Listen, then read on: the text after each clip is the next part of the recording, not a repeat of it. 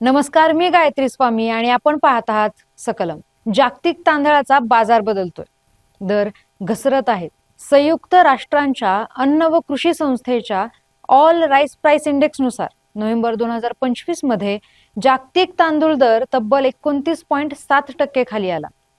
म्हणजे जगभर तांदळाचं उत्पादन वाढलं आणि बाजारपेठेत मालाचा ओघ इतका वाढला की दर पडू लागले.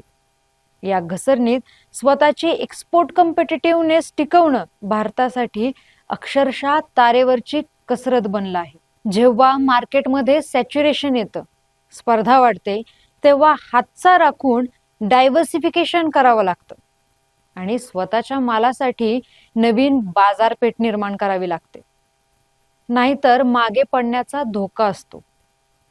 भारताला जागतिक तांदूळ बाजारात वर्चस्व वाढवायचं असेल तर त्याला नॉन बासमती राईससाठी मोठी बाजारपेठ निर्माण करणे अत्यावश्यक आहे. आणि या समीकरणात महाराष्ट्र आणि विशेषतः कोल्हापूर हे भारताची ताकद बनू शकतात.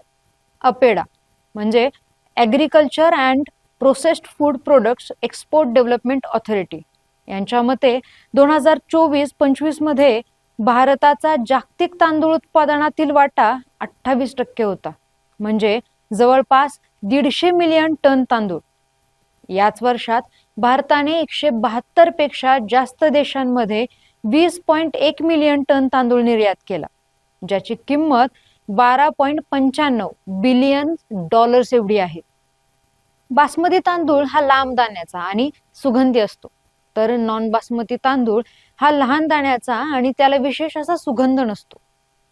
बासमती तांदूळ हा साधाच पण जगभर मोठ्या प्रमाणात खपणारा आहे. 2024-25 मध्ये भारताच्या एकूण तांदूळ निर्यातीमध्ये बासमती तांदळाचे 30% प्रमाण आणि 52% मूल्य होते, तर नॉन बासमतीचे प्रमाण सुमारे 70% आणि त्याचे मूल्य हे 48% एवढे होते.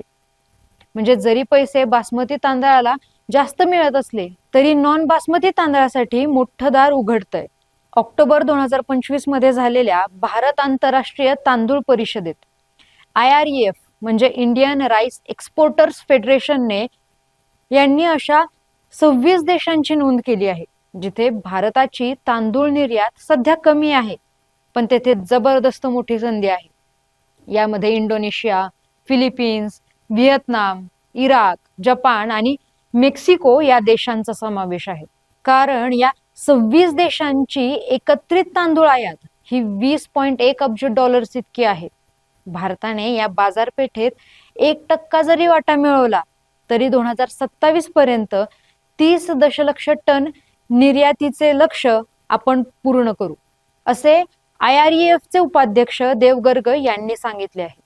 भारताची तांदळाची अंतर्गत मागणी ही वर्षाला 100 मिलियन टनापेक्षा जास्त आहे. जर एखाद्या वर्षी भारताला दुष्काळाचा सामना करावा लागला तरी या अतिरिक्त तांदूळ उत्पादनाचा फायदा अन्न सुरक्षिततेसाठी होऊ शकतो. आता महाराष्ट्राकडे वळूयात. महाराष्ट्र शासनाच्या कृषी मंत्रालय आणि कृषी विभागाच्या आकडेवारीनुसार 2023-24 या वर्षात कोल्हापूर जिल्ह्यात 2,95,293 टन तांदळाचे उत्पादन झाले. कोल्हापूर जिल्हा निर्यात कृती योजनेच्या अंतर्गत नॉन बासमती तांदळाचे उत्पादन वाढवण्याचा एक ऍक्शन प्लॅन आहे.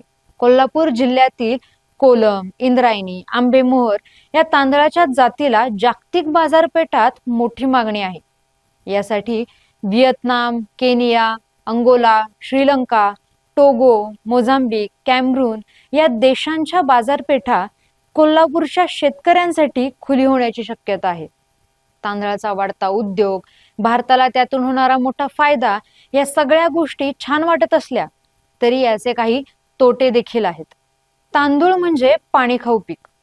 साधारणतः 1 किलो तांदूळ उत्पादनासाठी 3000 ते 4000 लिटर पाण्याची आवश्यकता असते. भारतात आणि महाराष्ट्रात पाण्याचा साठा कमी आहे, त्यात भूजल पातळी खाली गेली आहे. महाराष्ट्रातील नद्या ह्या फक्त ठराविक हंगामात वाहतात. यामुळे तांदूळ उत्पादन म्हणजे दीर्घकालीन पर्यावरणीय दबाव आहे. पण आपण पाण्याचे योग्य नियोजन केले, प्रीमियम नॉन बासमतीचे उत्पादन आणि योग्य निर्यात मार्ग जर निवडला तर या त्रिसूत्रीने कोल्हापुरातल्या शेतकऱ्यांसाठी मोठी संधी निर्माण होऊ शकते. जागतिक बाजारात रिजनल प्रोव्हिनियन्स म्हणजे मूळ ठिकाणांची विश्वासार्हता खूप महत्वाची ठरते. यासाठी भारताचे GI tagging, chef tasting events, culinary diplomacy ही सगळी साधनं वापरली तर भारताचा प्रीमियम नॉन बासमती राईस जगासमोर उठून दिसेल. याचा थेट फायदा कोल्हापूरच्या तांदूळ उत्पादक शेतकऱ्यांना होऊ शकतो. जागतिक तांदूळ बाजार बदलतोय. स्पर्धक देश क्लायमेट चेंजेस आणि भौगोलिक अडचणींनी अडकलेत.